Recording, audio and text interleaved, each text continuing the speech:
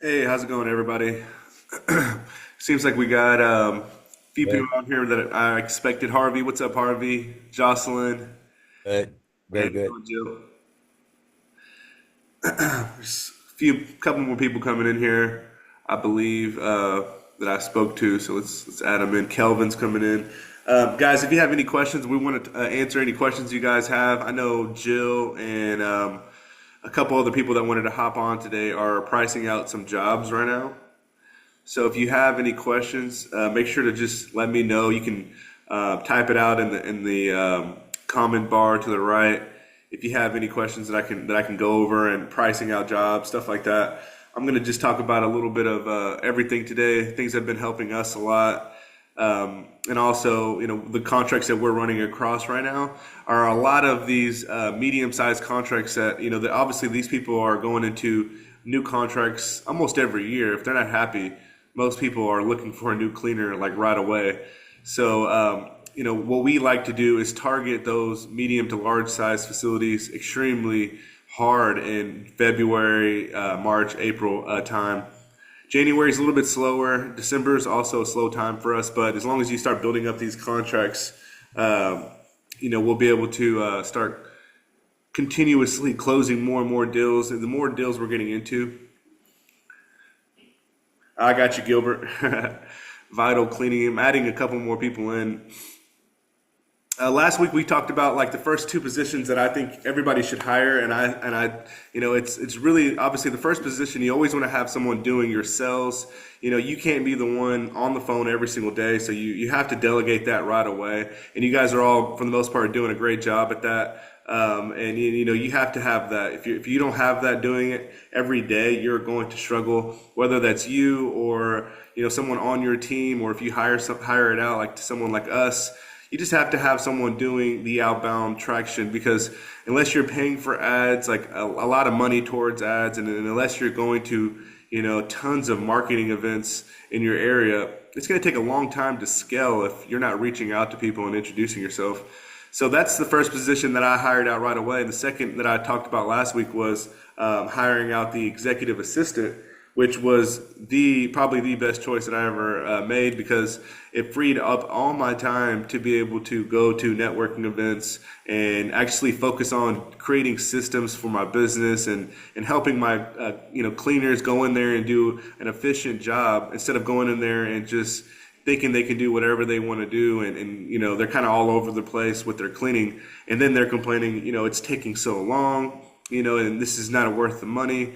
And it's really because the systems that they had with their cleaning services were kind of all over the place. But so it's our job to create easy systems for our cleaners. We like to create a checklist. So the executive assistant freed up a ton of time for me to be able to figure all the on-site stuff out. So that was a ton of help for me.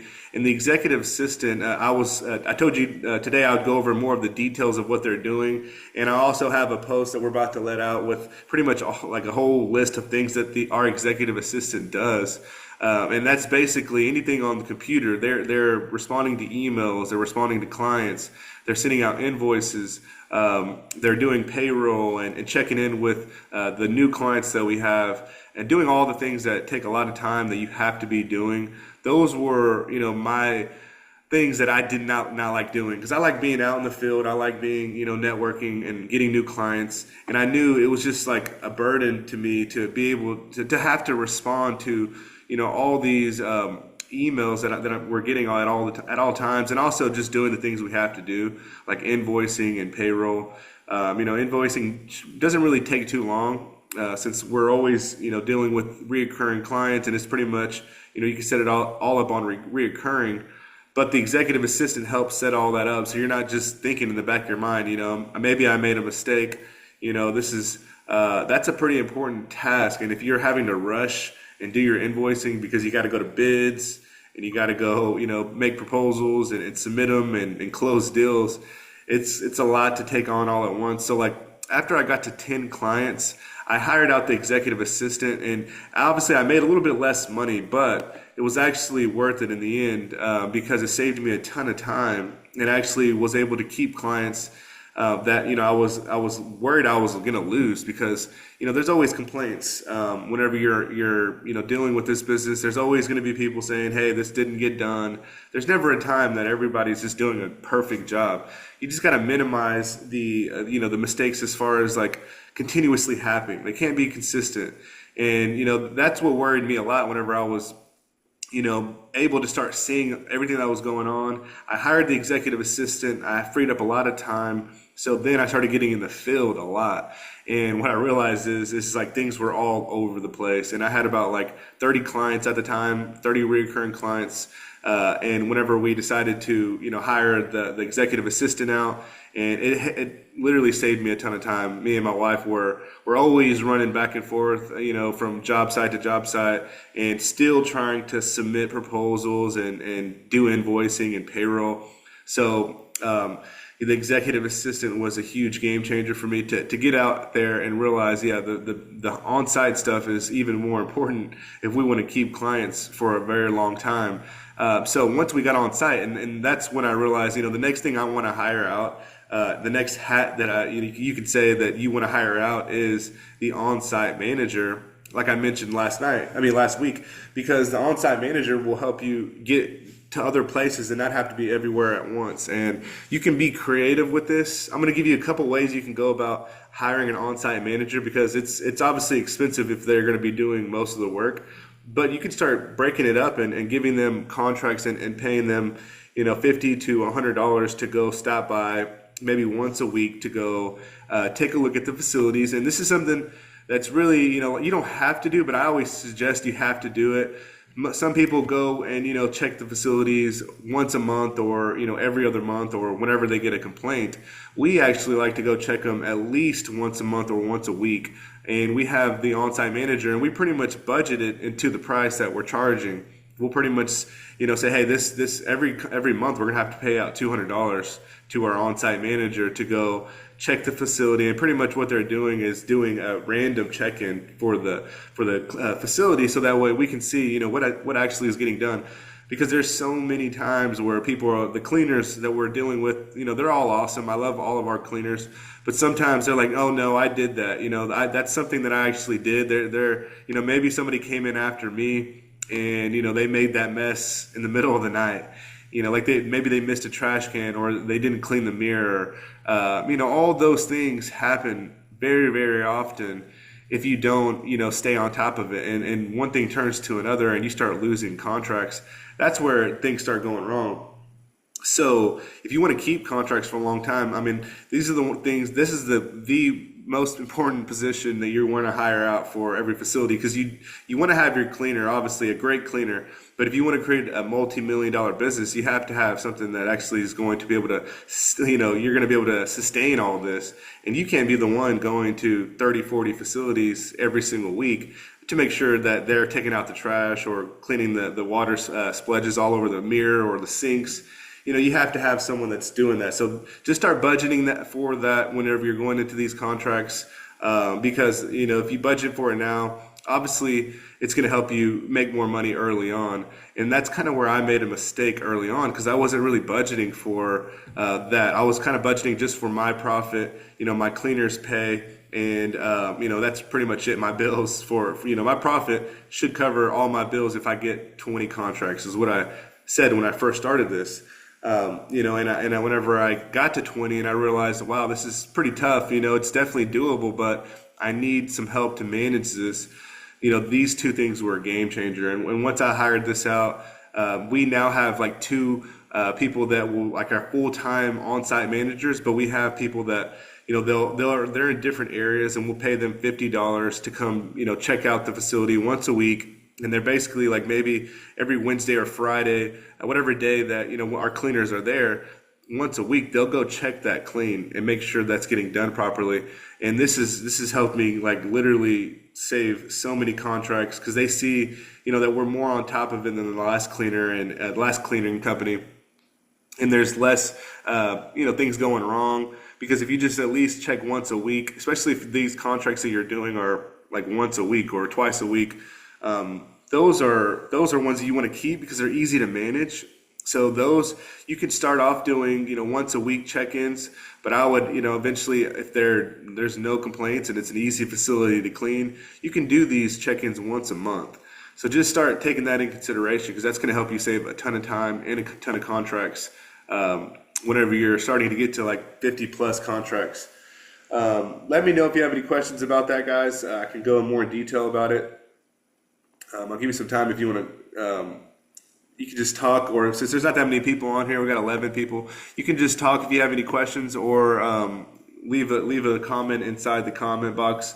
If you have any specific questions about like the executive assistant role or the on-site manager role, let me know. I can dive into that more.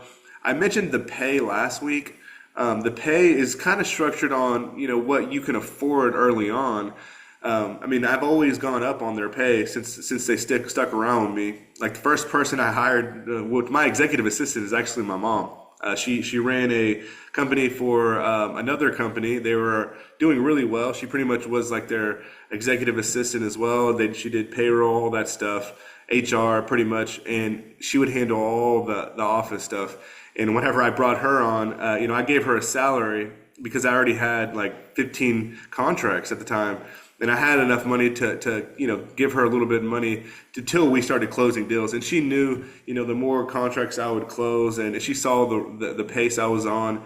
So she kind of, I got a really good, obviously I got lucky on that because some people don't like to work with family, but like my mom and I are really good and we're really close. So it's an easy fit. She understands, her role, and we're also, completely on the same page when it comes to, managing our clients and keeping them happy and, making sure our employees are happy as well. So, some people have asked me, like, do you think that was a good idea, hiring your mom?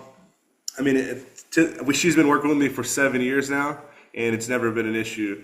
And now, like, it was about 3 years ago, I was able to hire my dad as well. And I gave them both salary. I hired them both, and they helped me manage the commercial cleaning business. And they're pretty much, doing whatever we need done in the office. My dad's actually an engineer, and he was working probably 50 hours a week. And, he was very, very drained, and he was doing that for a very long time, probably about 10, 20 years.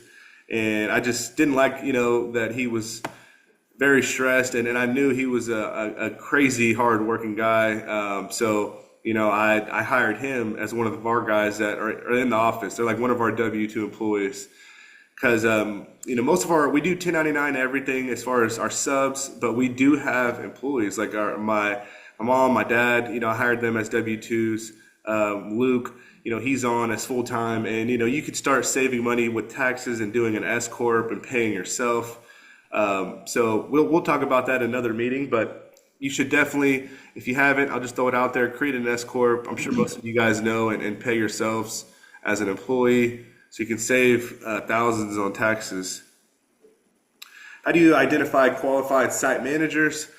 Basically, those were, for me, I always hired people I knew from networking or people I knew that were driving around a lot. So I have a lot of people that I know that in Dallas and DFW and Texas period, a lot of these guys are always driving. So one of the main dudes that does it a lot for us, he's actually an Uber driver, and he's constantly driving around all the time.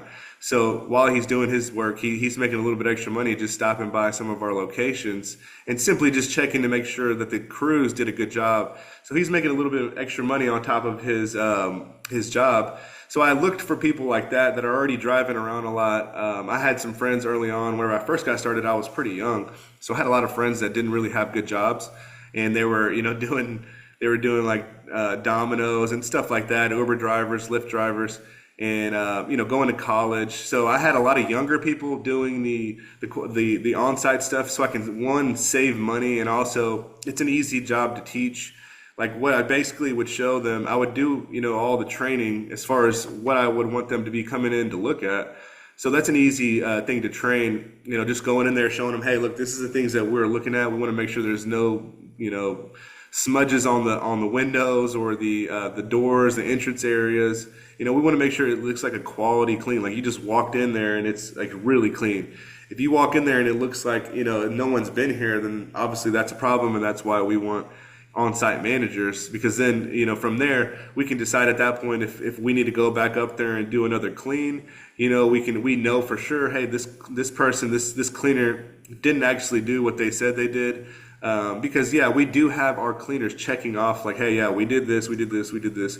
But sometimes, we'll get an email the next morning, and they'll be, and the customer will be like, hey, this trash was missed, or the kitchen, wasn't, the kitchen sink wasn't clean, and all that stuff is just, super, super annoying. So you have to have that person going in there to check, because, one cleaner is saying, yeah, I did do it. The other cleaner is saying, oh, I forgot, sorry.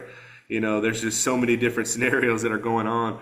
So if you're just, monitoring that, it'll be much easier to get away from dealing with all the headache from this business. And that's why I love the business so much. I feel like it's because I set it up right to where I'm not really dealing with too many complaints. I'm not dealing with all the things, obviously, that we don't want to hear, like, hey, your people didn't show up. And it basically just came from, setting up those on-site managers at each location. You mentioned you pay them a flat fee.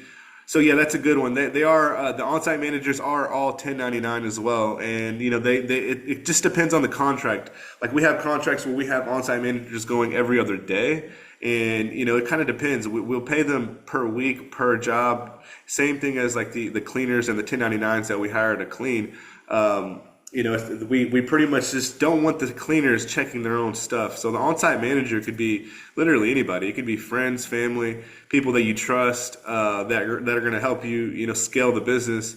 And you can let them know. Obviously, the more contracts they want to just simply stop by, the more money they can make. I mean, we have some on-site managers making like $2,000-$3,000 a month, and they don't clean anything. They're just going from building to building and making sure our cleaners are doing a good job for us, so we're not having to go all over the place.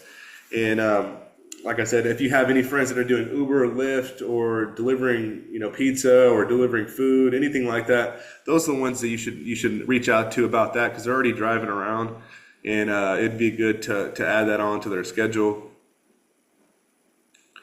Yeah, that's also a good question. Do the on-site managers clean what was supposed to be doing that? That's actually a really good question that I didn't mention, but sometimes they do. And that's always something that you can throw in there and say like, hey, look, because what we do is if our cleaner says, hey, look, I did all this, but they didn't do it, we'll take that out of their pay. Like we're not going to pay them for not doing what they said they were going to, what they're supposed to do.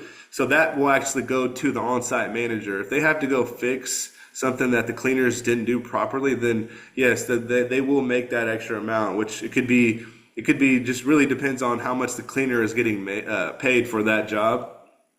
But that does happen all the time, and we give that to them as an option.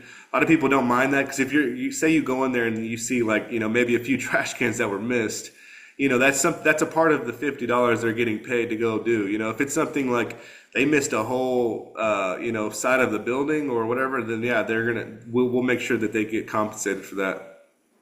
That was a good question though. I didn't bring that up.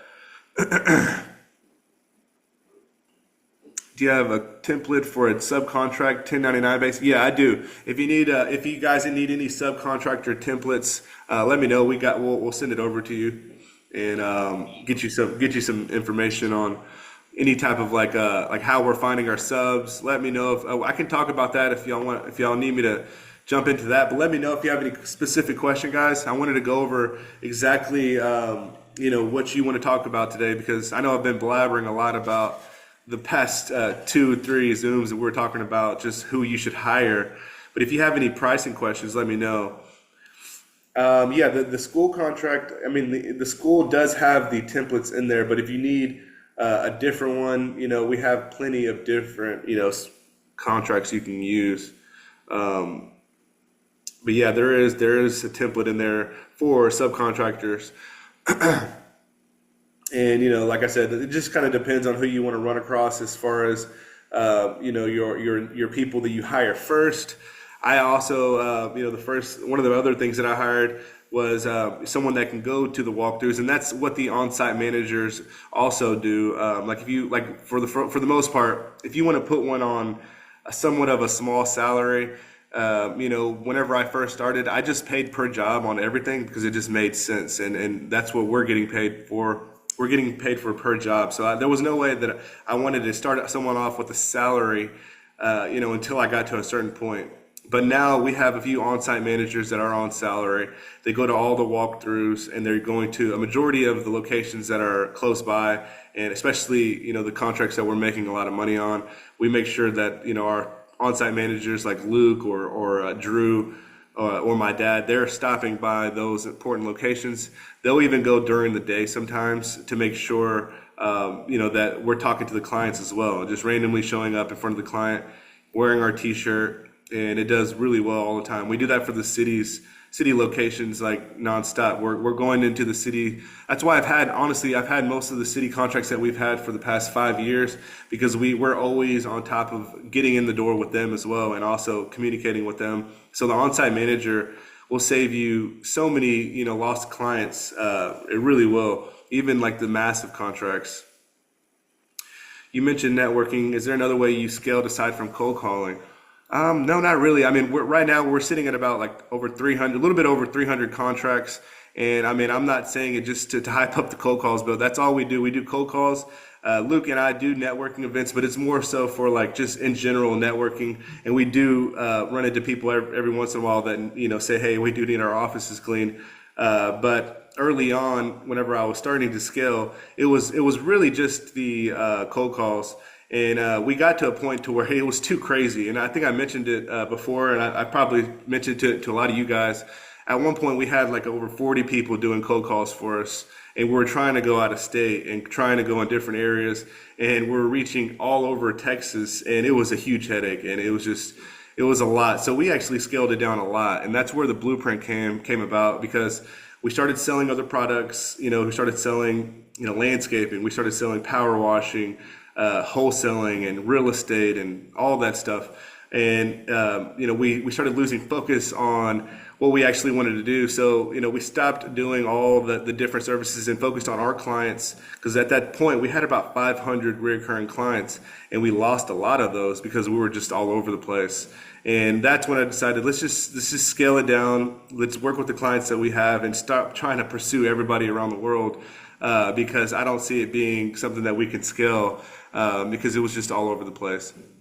So cold calls is definitely going to be a game changer. I think like 1 to 3 people full time is all you need, especially if you're just trying to scale in your state. And then, until you get to a certain range where you're making, $5-10 million a year, then you can move on to a different state and, have them call in different areas.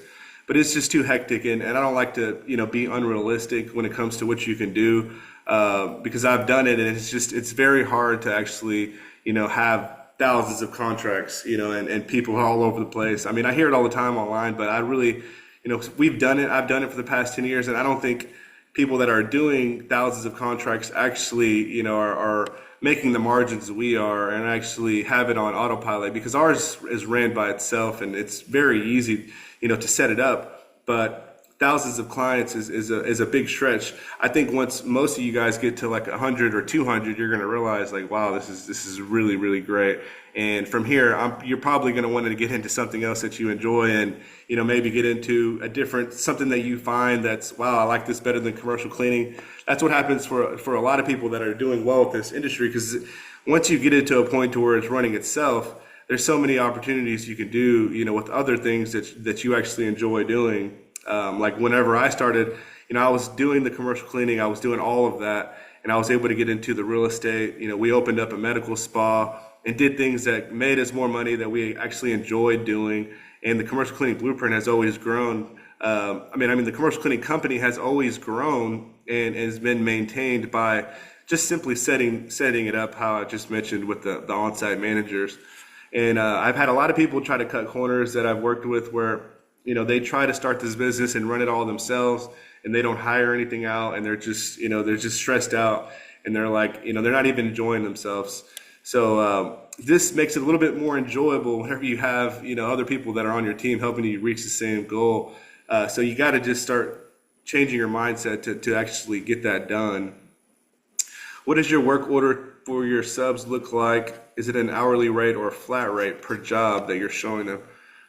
So we do a flat rate per job, and we do that for contracts that are just paying, obviously, they're not full-time contracts where we're having 40 hours a week porters there. But for the contracts that we get, we pay them a flat rate per month. We don't do a per rate job like per clean. We actually do per month. So like we'll do obviously the whole month. We'll just come up to an agreement like $1,500 a month is what this will pay out.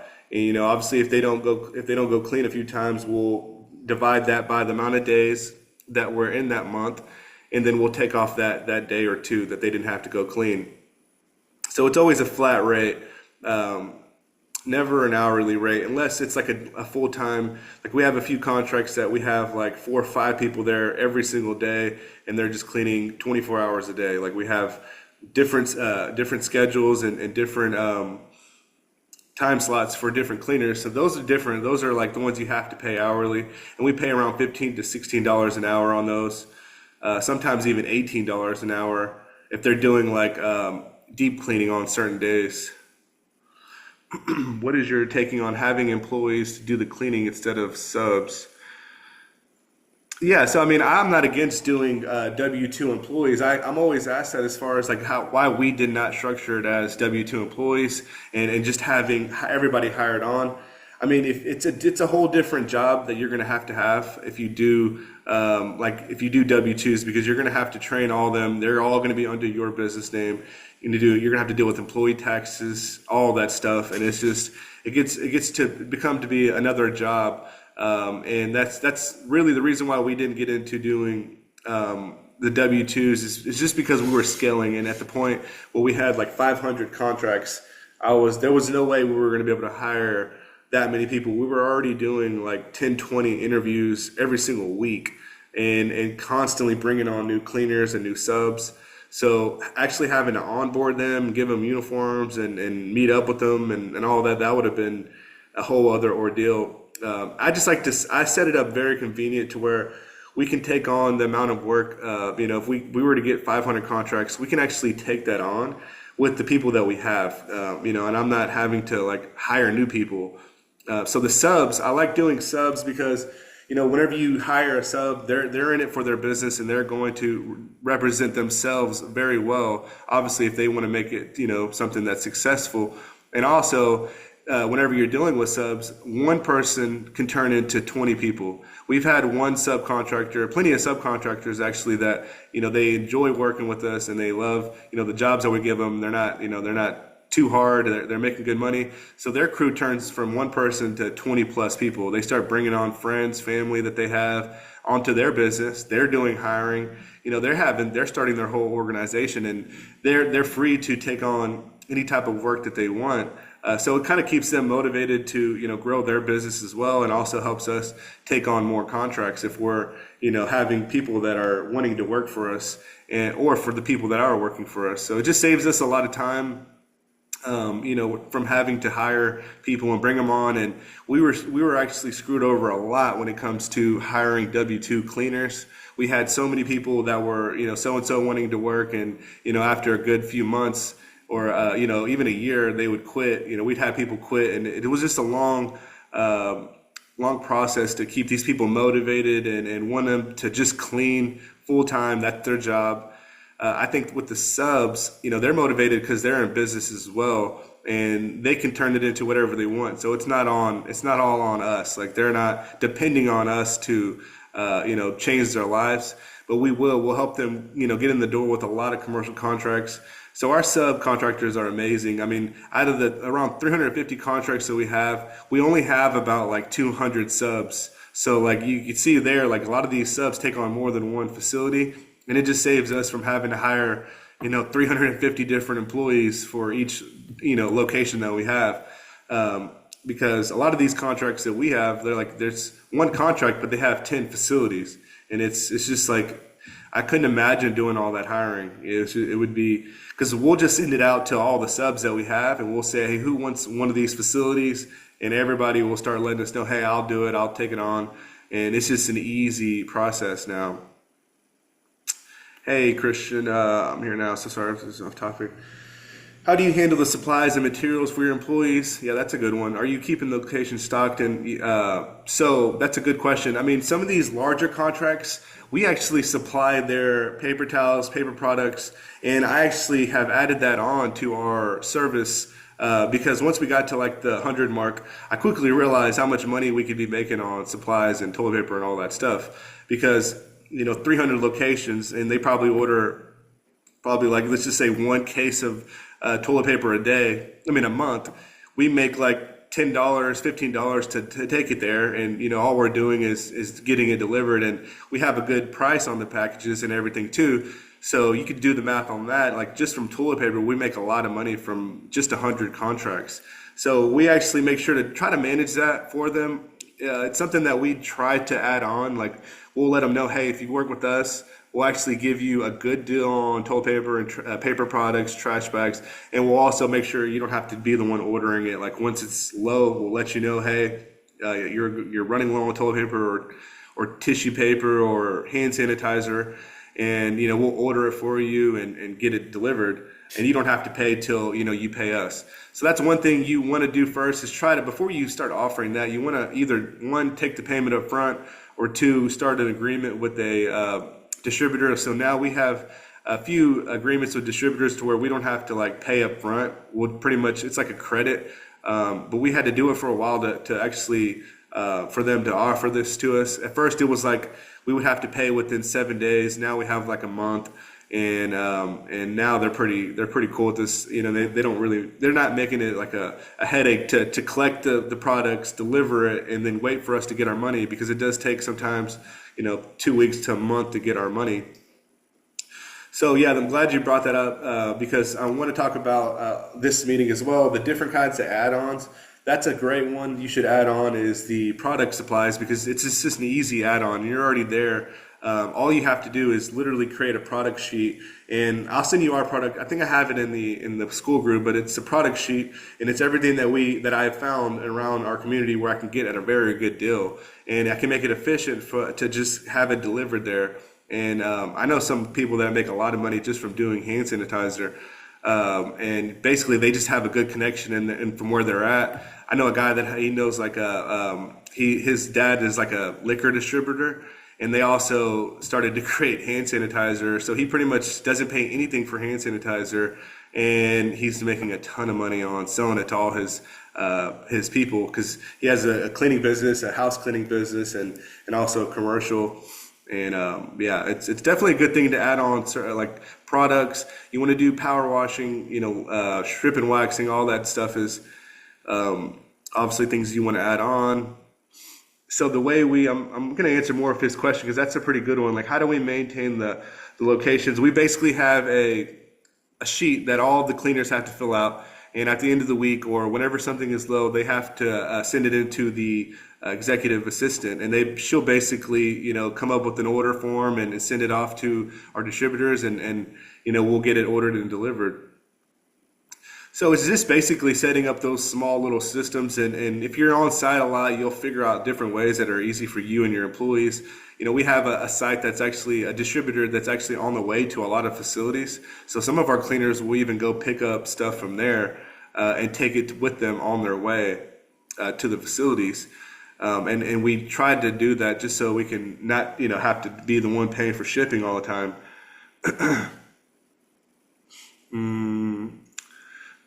That was a good question, though. I like that whenever we start talking about like doing supplies, I get all pumped up, because it's just an easy way to make a lot of money. We did during COVID, we made a lot of money on hand sanitizer and stuff like that. Yeah. So yeah, that is. So as far as workman comp insurance and all that stuff, that's something else you'll have to set up when you get your W-2. So just take that in consideration. We don't offer that, and most of the contracts that we have, they don't require workman's comp. Like I'm telling you guys, we have so many daycares, we have so many dentist offices, lawyers offices that are like 5,000, 10,000 square feet, and they're just so easy to clean. They don't require much work, and these contracts are not hard to manage at all, and they don't really require much, workman's comp or insurance requirements. Any suggestions on the best way to communicate with subcontractors who have been in the cleaning business for many years? Yeah, that's a good one, actually. We'd actually try not to work with subcontractors that have been in the business for many years. We actually, our top cleaners, I would say about 80% of our cleaners are residential home cleaners that, probably don't have a big business, and they don't have a ton of company cars. They don't have, a whole brand that they're marketing well. A lot of these people are just people that are actually needing money, and they're cleaning homes part-time, maybe trying to do it full-time, but they just can't find enough clients. We run across those nonstop. So those are the clients that we're reaching out to hire. I mean, the subcontractors we're reaching out to hire, just because they're, obviously when you go into working with a subcontractor that has been in business for many years, they're going to want more of the piece of the pie, and they're going to think that, this is just my experience, guys. I mean, whenever I've ran into people like that, they're just trying to set their own prices, and we don't want to allow them to set their own prices. Like, I try to, when we do our meetings, I let them know, like, we've been in business, and even when I just started, I was letting them know, like, we have clients, we have opportunities. Like, what are your goals? Are you trying to, turn your residential business into something like big, or are you just doing it part-time? And that's one of the first questions I would ask whenever I was bringing on my cleaners. And a lot of them were, wanting to clean more of a full-time deal. Like, a lot of them were single moms. A lot of them were I had a lot of people that were already doing it part-time, like nurses, people that were working 40-hour weeks. They're doing house cleaning on the side, and they wanted to get to full-time, so they don't have to work 40 hours a week. So when we were able to do, connect them with commercial, a lot of them loved it. So we start with one facility, and we go from there. We don't just hire one big subcontractor to do all of our work. It took time, and that'll be another thing we could talk about as far as like the time it takes to find 300 subs. I mean, it took me a lot of time. We have a little bit over 300 subs that we have on like in a file where we can just call them anytime. But like finding good ones is hard. So it does take time. We were doing interviews every single day for the first few years to just try to find people that we want to work with. And we do Zoom interviews. So we'll get on a quick Zoom call, and we'll ask them some questions. And basically, if they look like somebody would want to work with, and they're not, somebody that like you can tell if you want to work with someone or not, if you see them and you're talking to them for 5-10 minutes. So after that point, we would invite them into a location. And if they, want to train that day, they can train and see exactly what we expect out of the cleaning. But that's what the process looks like for us. It's a very simple one. We'll send them a text or give them a call and say, hey, if you're interested in office cleaning, we have a lot of opportunities. We have some people making $5,000 a month, some people making $10,000 a month, cleaning just commercial facilities for us. And if that's something that interests you, let's set up a Zoom call and let's talk more about it, and I can learn more about what your goals are. And that's kind of how the first intro goes off. And some people are like, no, we only charge $150 per clean, whatever it may be. There's people like that are rude that you don't even want to work with. So it just takes time to like find those people that are personable. They're easy to work with, they're nice, they have good customer service. If they have a house cleaning business and you call them and they're like super rude and they don't even want to talk, obviously you don't want to hire them or work with them. So just like the cold calls, it's a numbers game. You have to find those people, and then the faster you do, the faster you'll have a massive team to help you scale. Let's see, do you email potential clients with your flyer to attract new ones? What do those flyers look like? Normally, I mean, like I said, we do a lot of the MailChimp, so I have a lot of those in the Skool group. We'll add a lot of the new ones that we've been sending this year. They're all pretty generic, where most of our clients come from the cold calls. The emails that we send out are, basically just to get the people that are unhappy with who they have. If we're not calling them daily, we want to follow up with them at least through email once a month. But most of the warm leads we track on our spreadsheet, and if we have on their call back in a few weeks or a few days, we make sure to to pretty much to call them back. We don't want to like email them, because most emails never really get to them. Most people delete them. Let me see. So the subcontractors, they're the ones bringing in the cleaning tools.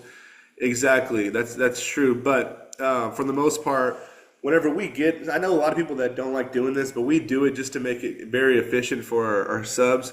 We actually, buy the vacuums, we'll buy the tools, we'll buy the mops, and the supplies. If they want to use their own, cleaning solution, we'll allow them to. Like we'll let them do that as long as it's something that's not going to like mess up, the tables or the glass or anything. But it's very rare. I mean, when we get a contract, we like to buy the stuff so that way we're not, having to deal with these cleaners tell us their price. Like we let them know, like all we need you to do is go in there and clean this facility and do all the things on the checklist. Like we don't need you to supply all the stuff or anything like that. So we actually supply all that. After the first clean, the stuff is already there in the closet. They're not having to go buy stuff or anything like that. And yeah, Amber, the way we enforce the checklist is basically, they have to sign in, sign out, and the on-site manager, if they're going once a week or every other week or once a month, they're going to be checking that checklist. And, when we go randomly and it's checked and they're saying they're doing all this stuff and there's some things that are done, then that's when we'll bring it up. But most of our cleaners are really, easy to work with. And we never really have trouble. We'll have some times where, people are forgetting things, but it's never like them, doing it intentionally to be lazy. We have a lot of really good people that we have working for us. It's been super blessed with that part of stuff. As far as like finding good people, we have a lot of great people. And Jocelyn, yeah, you can definitely get added to the school. I'll shoot you a text after this. We have a couple people in here that aren't on the blueprint, so we invited a few people that are interested in working with us. Right now, we're keeping it very exclusive as far as the cold calls. Like we stopped doing the once a week and the once a month calls and the every other week because we want to keep it exclusive and we don't want to get too overcrowded with the cold calls. We're trying to keep it, efficient and work with everybody full time. So I'm glad that you guys are all here. These are all good questions. Let me know if there's anything else you have questions on. But yeah, these are really good. This coming week, we're actually going to. Luke just got a Houston contract. I think he's going to release a video about that. But it's basically like a small location in Houston that one of our clients over here in Dallas, they opened up a new location. So he's out there, he's recording it right now, and he's going to pretty much talk about how we're pricing it out. So if you have any questions, guys, I would say, like a lot of people are always wondering what type of clients we have. We have a ton of event centers. We have a lot of dentists. Like I said, dentists are really good. Title companies, I love title companies. They're always so easy to clean. And, there's not that many people there that work there. So I would say, guys, this is one thing that worked for me is I kind of like to pick my niche and I'm not trying to just work with anybody and everybody, but whenever I'm realizing that there's something that's working, I try to stick to it. So if they're in your area, there's probably every area is different, but if there's there's types of facilities near you, just let us know so we can know who we need to be prospecting. But for us, there's just, apartments are great for us. I mean, we have a lot of churches, all the same facilities, that we have in the spreadsheets for you guys. Those are, the people that we're literally closing every day. Like last week, we got another event center and it's a very big deal. It's like they want us to do, removing the chairs, removing the tables. They need a porter there. Those are easy to win because they need this stuff. So, try to prospect those guys, even if you have people in your area. If you have time to stop by, I didn't mention that earlier, but like if you have a new construction coming up all around you, make sure to stop by and give them your card. Those are amazing contracts to get and get in the door early with. Is if you could just simply stop by those job sites and say, hey, I'm a local cleaning company. We can do maintenance or exterior cleaning or interior cleaning. Here's my card. We've won so many contracts like that. We got a parking garage last week that someone was building, and they're about to build some facilities next to it. But we got the parking garage power washing job, and it's like $6,000 just to go power wash it one time. And those they're going to want it done annually, once a year. So those are just easy to get. If you just stop by and give them your card, definitely do that. Especially if you're paying for us to do your calls, don't stay at home. Get out there and actually get out and about. It'll help you, get in front of a lot of people that you want to get in front of just by stepping out of your comfort zone a little bit. It's not fun. It's not fun dealing with those construction guys, but just do it, and you will get some good work out of that. Let's see. Do you have some sort of guides for the different type of facilities and the usual requirements, recurring services?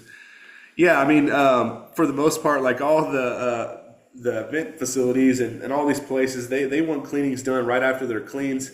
But if you have any deals that you run into, let me know. We can kind of give you some requirements that we're seeing. Like the dentist offices, they're very standard. Like they normally want like 1 to 3 days a week. Like we have very few dentist offices that want 5 days a week cleaning because they're pretty clean already. So those, you have to be careful with their equipment. You have to be careful with all the things that they have there. So some of them just want you cleaning like their surfaces and their restrooms and their floors.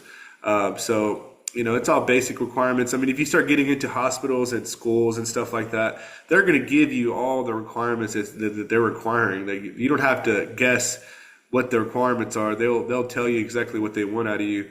And they're going to give you their whole, special specifications on what they want you to do. So don't worry about that so much, because you'll run into different type of scenarios. Like we have some people that just want us going in there to clean their floors. Like they don't even want us cleaning their restrooms. So we're giving them what they want. And I've won a lot of contracts. That's one thing I wanted to talk about. I had someone tell me the other day, like, hey, this contract seems like a good deal, but they just can't afford my services, and they really want cleaning, but they can't afford it. So I was asking him, like, hey, did you try to come up with some type of agreement so you can get yourself in the door? And he was just like, no, I mean, they said they couldn't afford my price, so I just didn't, I didn't do anything about it. So those types of jobs, I mean, you have to get creative and say, look, I mean, what do you see most valuable out of your cleaning? You can't afford the $200 that I'm charging per day. What do you see valuable for your cleaning Monday through Friday? If you can't afford me to come out here and charge $200 a day, Monday through Friday, what do you see valuable that we can do to come to agreement with it? Because if it's like something that I could take off, like maybe you see the floors being cleaned more valuable than, us cleaning high dust once a month, let me take that off and bring the price down. Or, if it's something like you don't want us taking out your trash, so you can save some money, we could take that off, save us some time. We'll come in and deep clean your floors and deep clean the restrooms. We can go down to like 150. Like we've won a lot of contracts, but just by simply negotiating. So just because someone says, they can't afford your payment, don't just like put it off, and say, nah, I don't want to do it, because they can't afford it. You just got to get yourself in the door and make it convenient for them. And, eventually it'll turn into, yeah, I want to go ahead and go with everything that we plan to do initially. Try to come up with different solutions for, pricing, because we're just doing cleaning. So if you can go in there and just have to go take out trash or, clean the floors or bathrooms, that's an easy reoccurring revenue that you can create very easily. So we have places where we're just cleaning restrooms. Like we don't even have to touch anything else. We'll just go in there and clean their restrooms, $99, and we're shampooing their carpets once a month, and just so many different specifications for each location that you can create to fit that budget. You just got to find what they see as valuable, because if they called you out and they're saying they can't afford you, they're pretty much telling you they need you to come up with something, because they don't know what to do. Like why are they calling you out if they can't afford you is the question.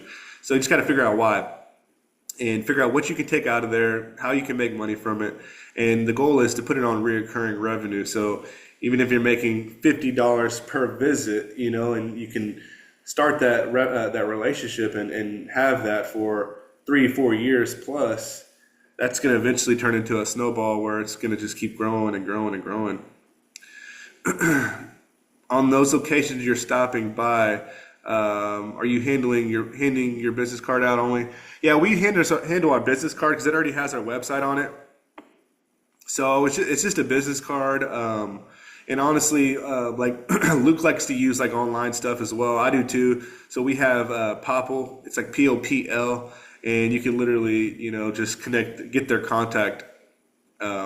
Depending on the person, if it's like an old grumpy person and they're just rude, we won't just say, "Hey, let me see your phone so I can connect it, can give you my contact and get your contact." But if it's somebody that seems cool, we're gonna say, "Hey, man, can I get your phone number? If you have any other jobs in the future, you can use this on. We'll be glad to work with you." We just like to get, super personable, and we're not trying to like come off and sell people. We're just letting them know if you ever need anything, we'll be here. People management skills. How do you develop that skill? Trial and error, learning from others. Yeah. So people management. I mean, that's entrepreneurs' worst nightmare. But you can't really manage people that well. I mean, it really comes down to the people you're hiring. So you just got to hire quality people. Then it becomes easier to manage. If you're hiring, very poor quality people and you're having to babysit them, like, we go through that all the time for our construction business, where we're dealing with these guys that are like drinking on the job or, doing stupid stuff whenever we're not there, and we fire them right away. Like, we're not going to sit around and like just try to babysit you, especially if we're paying you good. We're not going to babysit. Like, we want you to make our job easier too, just like we're making your job easier. So it's really just trial and error, like you said. It's just, getting in there, finding those good people.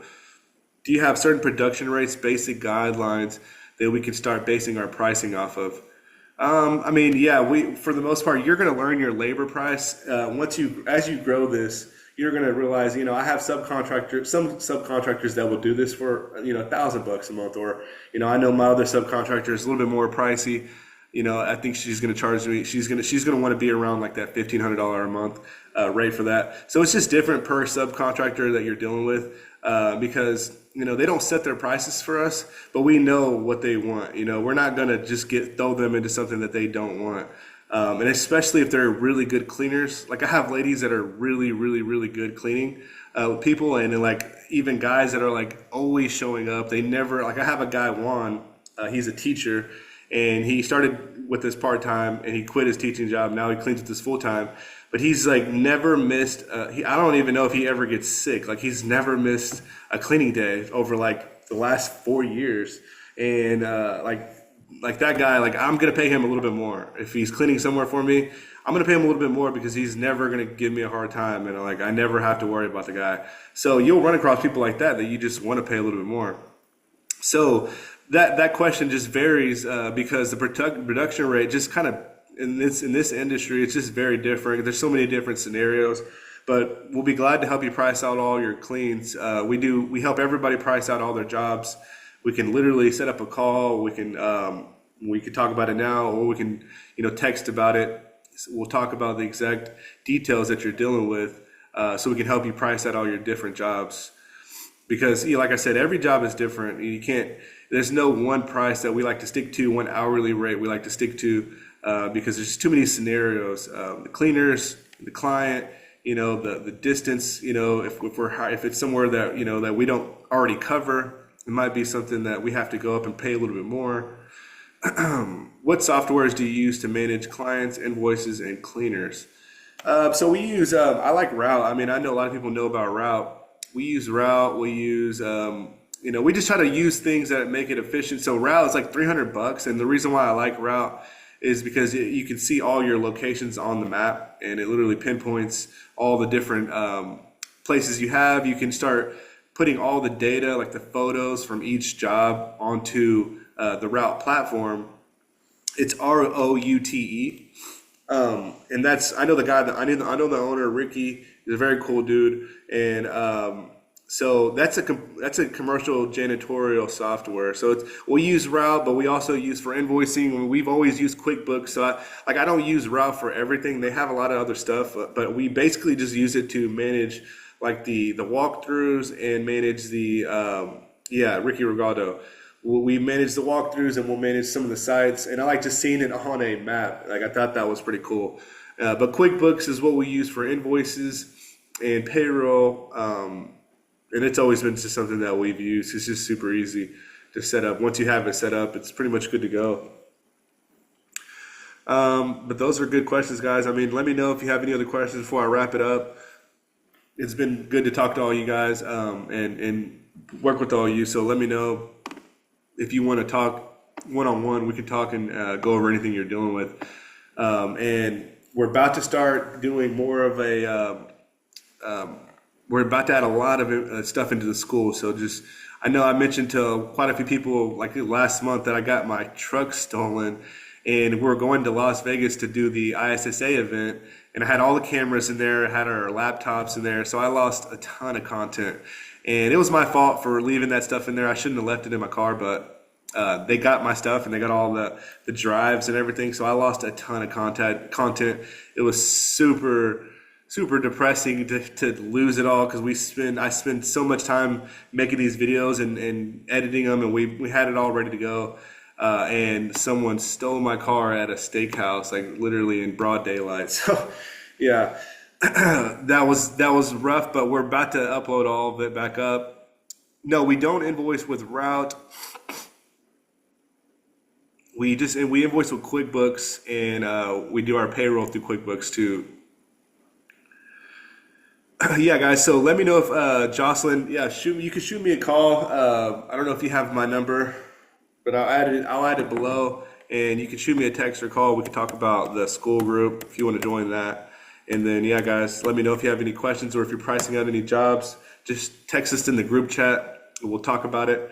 But it was good talking to you guys. I'll see you next week, and let's keep killing it. Let's get some more contracts and get to that, whatever goal is you're looking for. My goal was always, getting to 1,000 clients, and we still plan to do that. We're just trying to do it at a much comfortable rate than we were initially. And I think once you all get to 100 plus, you're not going to be in any rush. You'll be enjoying it. So yeah, let me know if you have any questions, guys. Have a great rest of your week, and good luck.